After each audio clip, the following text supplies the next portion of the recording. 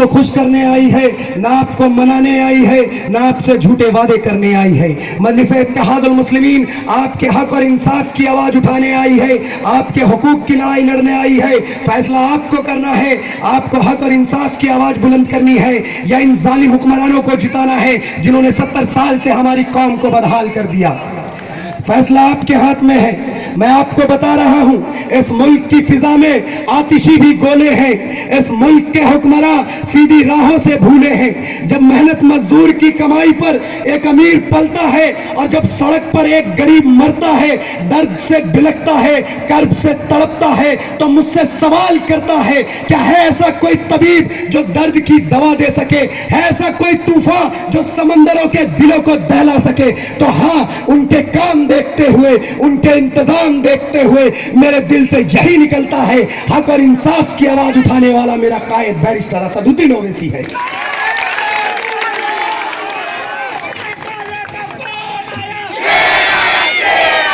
और मेरे भाई, जिस तरीके से मेरे कायद बैरिस्टर असदुद्दीन ओवैसी साहब आवाम की बोली बोल रहे हैं और वही नारा लगा रहे हैं जो नारा तुम लगा रहे हो, अगर वो अपने वसूलों पे डटे रहे तो खुदा के इज्जत की कसम बता देंगे दुनिया के संसार को कितनी ताकत है जज्बों की यलगार में।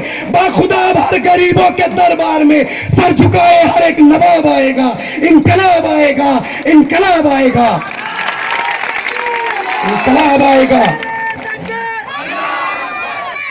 और आज ये लोग मजलिस इत्तेहादुल मुस्लिमीन के नुमाइंदों को बदनाम कर रहे हैं, मजलिस इत्तेहादुल मुस्लिमीन के लोगों को बदनाम कर रहे हैं, कह रहे हैं मजलिस इत्तेहादुल मुस्लिमीन दहशतगर्दी है, दहशतगर्द की आवाज है। अरे मैं इन्हें बता देना चाहता हूं, तुम हमें दहशतगर्द कहते हो, हमें इस बात से कोई फर्क नहीं पड़ता, लेकिन तुम्हें तुम्हारे दिमाग की निराश की जरूरत है। मेरे भाई, मैं अल्लाह का लाख लाख शुक्र अदा करता हूं जिन्होंने हमें सहाबा इकराम की गुलामी पर नसीब फरमाई। अगर कुरान पर अमल करना, कुरान पर अमल करना दहशतगर्दी है तो हाँ, हम दहशतगर्द सही। अगर नबी करीम सल्लल्लाहु तआला अलैहि वसल्लम की सीरत पर चलना दहशतगर्दी है तो हाँ, हम दहशतगर्द सही। अगर इस्लाम पर जान का नजराना पेश करना दहशतगर्दी है तो हाँ, हम दहशतगर्द सही।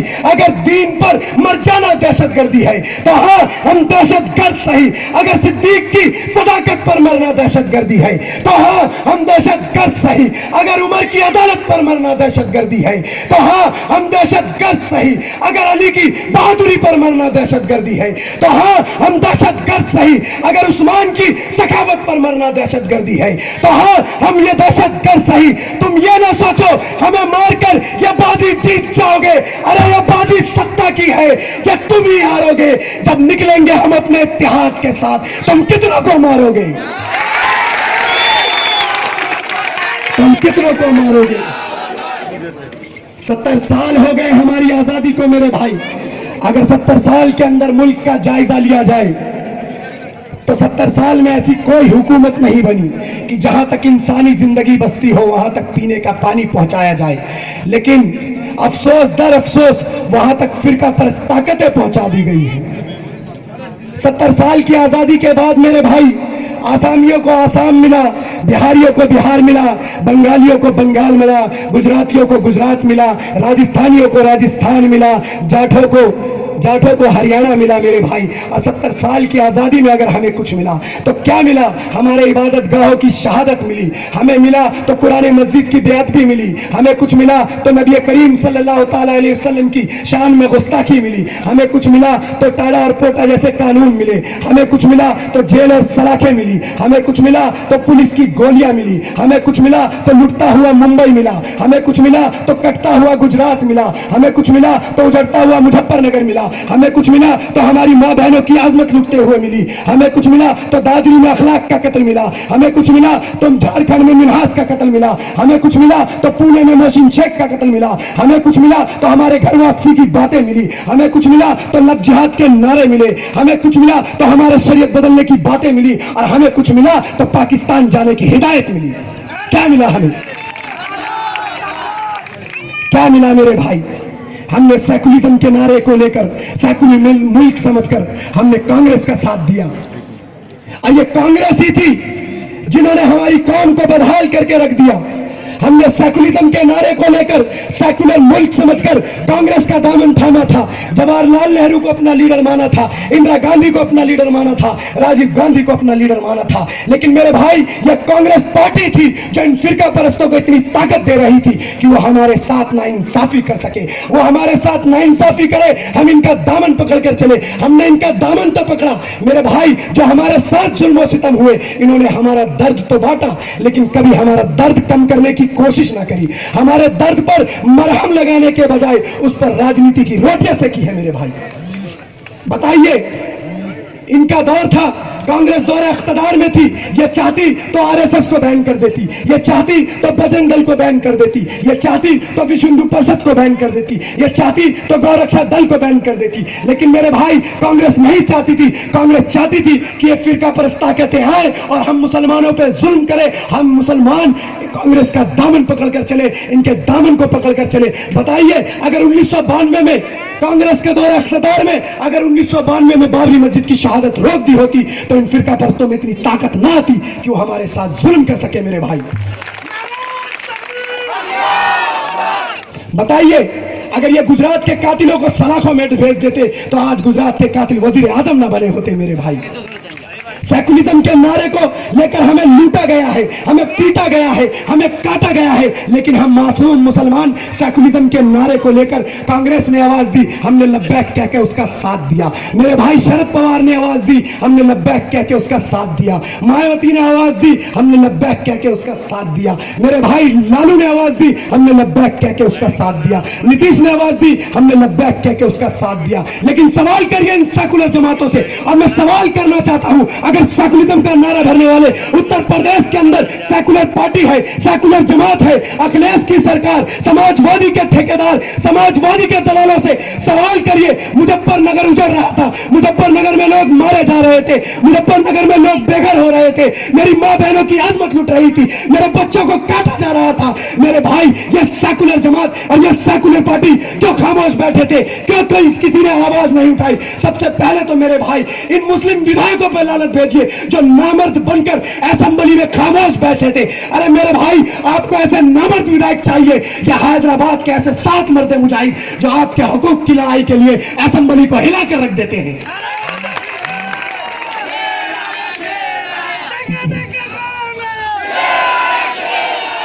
बताइए मेरे भाई, आपको ऐसे नामर्द विधायक चाहिए या हैदराबाद के 7 मर्द मुजाहिद, महाराष्ट्र के 2 मर्द मुजाहिद? कैसे नुमाइंदे चाहिए आपको? जब आप नगर पालिका में इन नुमाइंदों को मजबूत करेंगे तो इंशाअल्लाह असेंबली के लिए भी हमारे पास एक मर्द मुजाहिद आएगा और वो असेंबली में जाकर अमरावती के गैर लोगों की आवाज उठाएगा असेंबली में। मेरे भाई, मेरे भाई, इन गुलामी को छोड़कर एक आजादी तलाश कर। मिल जाए तुझे दरिया तो समंदर तलाश कर। हर शीशा टूट जाता है पत्थर की चोट से, जो पत्थर टूट जाए वो शीशा तलाश कर। सजदों से तेरे क्या हुआ, सदियां गुजर गई, जो तेरी जिंदगी बदल दे वो सजदा तलाश कर। और मेरे भाई, तेरा ईमान टूट रहा है रहबर के हाथ से, जो तेरे ईमान को बचा ले वो रहबर तलाश कर, वो रहबर तलाश कर।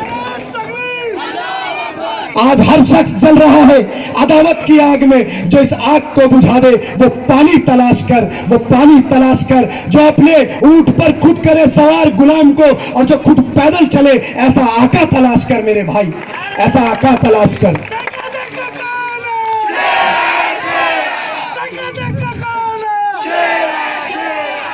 आज हम लोग रुसवा हो रहे हैं, जिल्लत की जिंदगी जी रहे हैं, बेरोजगारी की जिंदगी जी रहे हैं। क्यों मेरे भाई? क्योंकि हम दूसरों के दरवाजों पे जाकर भीख मांगते हैं, उनकी गुलामी करते हैं। मेरे भाई, आज हम रुसवा क्यों हो रहे हैं? मैं आपको एक वाक्या बताता हूं।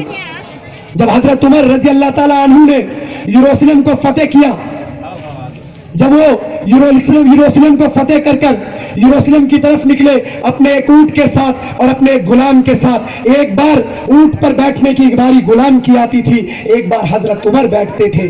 जब यरूशलेम के करीब पहुंचे तो गुलाम ने कहा, आका मैं अपनी मर्जी से अपनी बारी छोड़ता हूं, आप आ जाएं और ऊंट पर सवार हो जाएं, इससे इस्लाम की शान और शौकत पता चलेगी। हजरत उमर ने कहा, इस्लाम की शान और शौकत ऐसे पता नहीं चलती, इस्लाम की शान और शौकत हर इंसान का उसका हक देकर पता चलती है। ऊंट पर एक बार तुम सवार हो, एक बार मैं सवार होऊंगा, यह इस्लाम की शान और शौकत है। जब वो यरूशलेम के करीब पहुंचे तो बारी बैठने की गुलाम की थी। लोग मुंतजिर खड़े होकर इंतजार कर रहे थे। जब लोगों ने देखा तो कहा, हम इसकी हैबत से कांपते थे, ये तो कोई हब्सी नजर आ रहा है, बहुत काला है, हम इसकी हैबत से कांपते थे। तो हजरत अबू उबैदा ने कहा, लोगों तुम धोखा खा रहे हो, जो ऊंट पर सवार है वो हमारा आका नहीं, जो ऊंट की नकेल पकड़कर चल रहा है वो हमारा आका है। मेरे भाई, जब हजरत उमर यरूशलेम के पास पहुंचे, लोगों ने इस्तकबाल किया। हजरत उमर आगे बढ़े और हजरत अबू उबैदा के कंधों पर हाथ रखकर कहा, ला इलाहा इल्लल्लाह इन्ना कुन्ना अज़ल्ला कौमिन वज़ल्लाहु बिन इस्लाम। कहा, अबू उबैदा मैं तुम्हें एक बात बता रहा हूं, हम एक जलील कौम थे और अल्लाह ने इस्लाम की वजह से हमें इज्जत बख्शी है। जब तक हम इस्लाम के ये इज्जत वाले इस्लाम का दामन पकड़कर चलेंगे हम कभी रुसवा नहीं होंगे, और जिस दिन हमने इस्लाम के दामन को छोड़कर कहीं और अपनी इज्जत ढूंढने की कोशिश करी तो हम रुसवा करके रख दिए जाएंगे। तो आज क्या हो रहा है मेरे भाई, आप इसलिए तो रुसवा हो रहे हो, आप अपनी इज्जत किसी और के दरवाजे पे ढूंढ रहे हो, किसी और के दरवाजों पर भीख मांग रहे हो। अरे ये इज्जत हमें अमेरिका लंदन से नहीं मिली या ऑस्ट्रेलिया से नहीं मिली मेरे भाई, ये इज्जत हमें नबी करीम सल्लल्लाहु अलैहि वसल्लम की जोड़ों का सदका मिला है। पहचानो मेरे भाई, अपने ईमान को पहचानो, तुम वफा वाले हो, मुस्तफा वाले हो, मोमिन हो, खुदा वाले हो, और कुफ्र दम तोड़ देगी टूटी हुई शमशीर के साथ अगर तुम निकल जाओगे नारे तकबीर के साथ।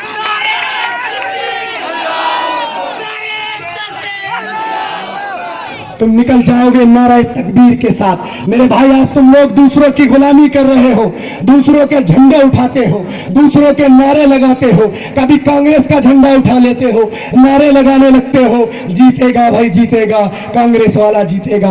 कभी हाथी का झंडा उठाकर हाथी वाले के नारे, कभी साइकिल का झंडा उठाकर साइकिल वाले के नारे, कभी घड़ी का झंडा उठाकर घड़ी वाले के नारे। अरे मेरे भाई, नारा लगाना है तो सिद्दीक की सदाकत का नारा लगाओ, उमर की अदालत का नारा लगाओ, अली की बहादुरी का नारा लगाओ, उस्मान की सखावत का नारा लगाओ। जो नारा उस वक्त लगता था कि जीतेगा भाई जीतेगा, ईमान वाला जीतेगा। कौन है ईमान वाला? राहुल गांधी ईमान वाला? बताओ ना मेरे भाई, हाथ खड़े करके बताओ, क्या राहुल गांधी ईमान वाला? क्या शरद पवार ईमान वाला? क्या मोदी ईमान वाला? क्या मायावती ईमान वाली? क्या अखिलेश ईमान वाला? कौन ईमान वाला? कौन ईमान वाला? मेरा कायद बैरिस्टर असदुद्दीन ओवैसी ईमान वाला, अकबरुद्दीन ओवैसी ईमान वाला। तो किसका नारा लगाओगे? जीतेगा भाई जीतेगा, जीतेगा भाई जीतेगा। यही जज्बा मेरे भाई, इसी इरादे के साथ मजलिस-ए इत्तेहादुल मुस्लिमीन को कामयाब करो। मजलिस-ए इत्तेहादुल मुस्लिमीन तुम्हारे मुस्तकबिल की लड़ाई लड़ रही है, तुम्हारे आने वाले मुस्तकबिल की लड़ाई लड़ रही है।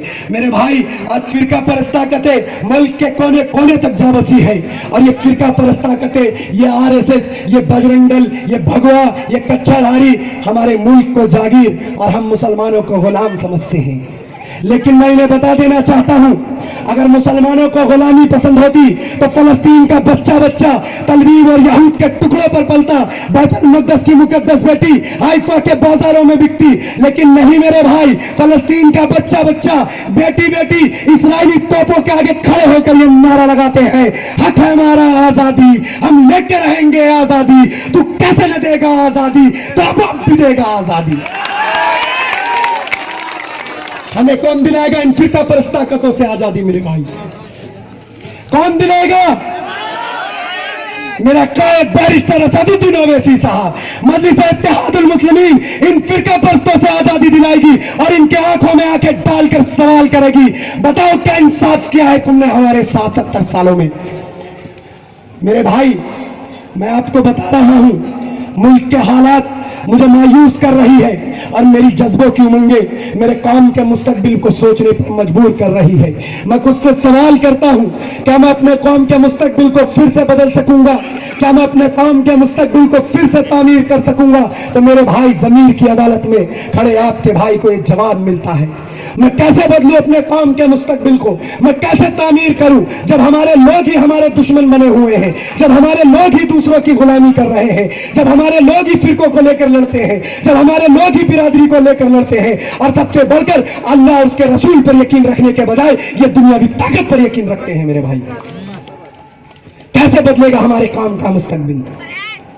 लेकिन मेरे भाई, मायूसी के इस किरदार में एक तारा जगमगाता है और तारीख के पीछे छुपी रोशनी मेरी आंखों को चकाचौंध कर देती है और एक गहरी आवाज मेरे कानों में आकर कहती है, अरे तू इन जालिमों के लिए एक इनकलाब पैदा कर, जालिम कांप उठे हुए शबाब पैदा कर, तो इनकलाब की आमद का इंतजार ना कर, हो सके तो अभी इनकलाब पैदा कर, हो सके तो अभी इनकलाब पैदा कर।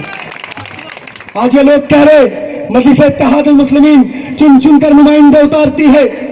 ये कुछ नुमाइंदे क्या कर लेंगे मुल्क के अंदर? ये कुछ नुमाइंदे क्या उखाड़ लेंगे? मेरे भाई, मैं इन्हें बता देना चाहता हूं, हम उस नबी जीशान के गुलाम हैं जिन्होंने कुफ्फार के 1000 लश्कर के सामने अपने 313 के लश्कर को लड़ाया। किसी के पास तलवार थी तो ढाल न थी, ढाल थी तो तलवार न थी। जब नबी जीशान ने 313 के लश्कर को लड़ाया तो चश्मे फलक ने भी देखा, दुनिया क्या पूरी कायनात को बदल के रख दिया।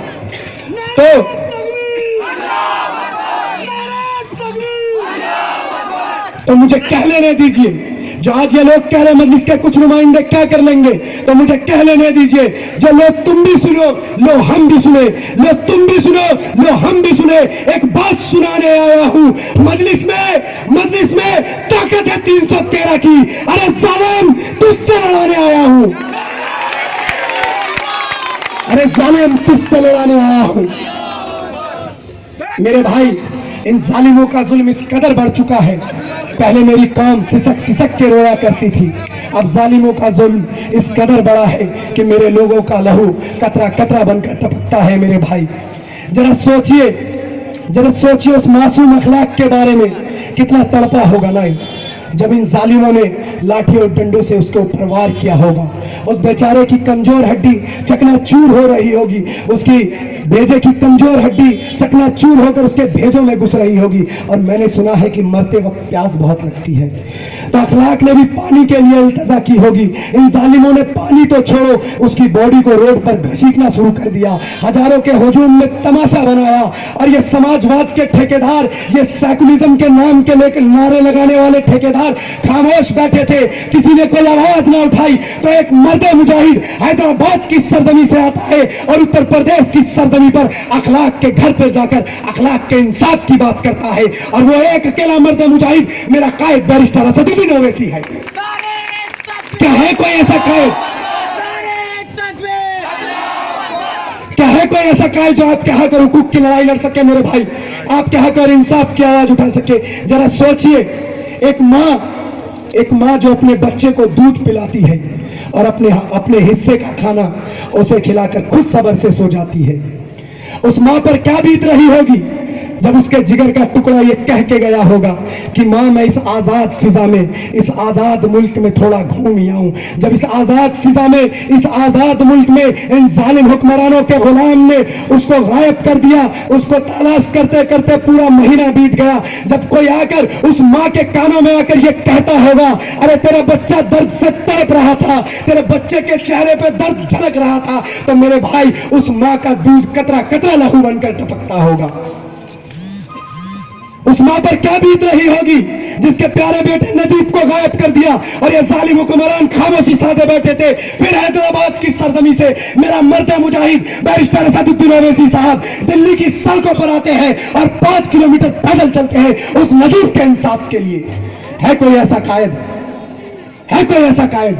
मेरे भाई, ये खामोश मिजाजी तुम्हें जीने नहीं देगी। इस जमाने में जीना है तो थोड़ा कोहराम मचा दो, आओ मेरी आवाज के साथ एक आवाज मिला दो और नारा तकबीर की सदा उन कातिलों तक पहुंचा दो। और ऐसी आवाज होनी चाहिए कि पूरी अमरावती गूंज जाए आपके नारों से, नारा तकबीर। एक हाथ खड़े होकर मेरे भाई, कोई गुलामी के नारे नहीं लगा रहे, नारा तकबीर का नारा है। एक एक हाथ खड़े करके नारा लगाना कि अमरावती के अंदर एक इनकलाब आया है मजलिस इत्तेहादुल मुस्लिमीन के रूप में। नारा तकबीर, नारा रिसालत, नारा रिसालत। बताओ मेरे भाई, दोगे ना आप लोग मजलिस इत्तेहादुल मुस्लिमीन का साथ? बटन दबाओगे ना? किसका दबाओगे? किसका? किसको जिताओगे? ईमान वाला जीतेगा, ईमान वाला। ये जालिम हुक्मरान नहीं।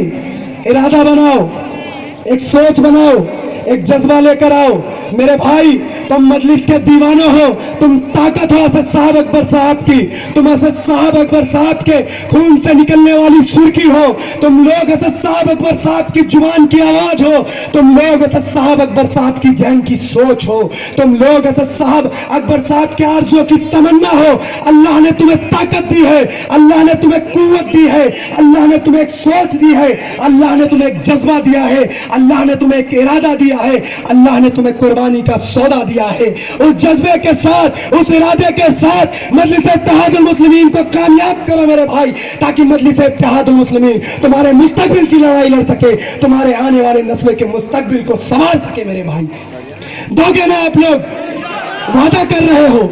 एक एक हाथ खड़े कर कर बोलना भाई कि मैं दिल्ली जा सकूं तो मैं ये बता सकूं कि अमरावती के अंदर एक इनकलाब आया है जो बदल देना चाहता है अमरावती की तारीख को और मजलिस इत्तेहादुल मुस्लिमीन को कामयाब करना चाहता है। दोगे ना? वादा, आवाज तो वादा, एक एक हाथ। वादा नहीं मेरे भाई, वादा कर रहे हो? 21 तारीख को इनकलाब आएगा मजलिस इत्तेहादुल मुस्लिमीन के रूप में मेरे भाई। हमारे बीच में हैदराबाद की सरजमी से आए हमारे एमएलए मौजम खान साहब भी है। मैं इंशाअल्लाह आपके बीच में फिर आऊंगा, आप मौजम साहब को सुनिए। और मैं जाते जाते मैंने